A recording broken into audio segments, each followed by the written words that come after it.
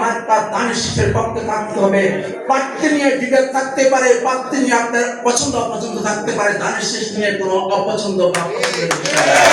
তাই আমি বলবো প্রতিদ্বন্দ্বিতা আছে, প্রতিযোগিতা থাকবে, আপনি সেই প্রতিযোগিতাটা কেবলমাত্র নির্বাচনের পরে করবেন। নির্বাচনের সময় কোনো প্রতিযোগিতা হবে না, নির্বাচনের সময় প্রতিযোগিতা হবে দানিশকে শীষকে কে কার কেন্দ্রে কত বেশি ভোট দিয়ে বিজয় করতে পারে।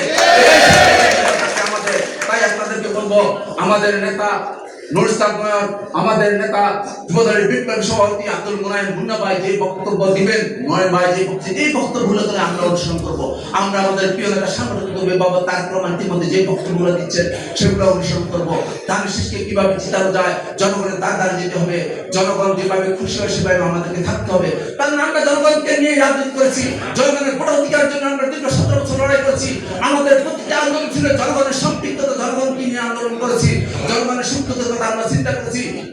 এই দেশটাকে পেশিকে উদ্ধার করা উচিত, আমাদের জনগণের, বাংলাদেশের মানুষকে মুক্ত করার জন্য, বাংলাদেশের জনগণকে মুক্ত করার জন্য, গণতন্ত্রকে মুক্ত করার জন্য, স্বাধীনতা সার্বভৌমত্বকে সুদৃঢ় করার জন্য। তাই আপনাদের প্রতি উদাত্ত আহ্বান, আগামী দিনের সময় ভেদাভেদ বলিকে যে যে আসলে বিএনপির জনাব তারেক রহমান যাকে মনোনীত করেছেন সেই এলাকায় তাকে নির্বাচিত করা আমাদের জন্য ফরজ হয়ে দাঁড়িয়েছে বলে আমি আমার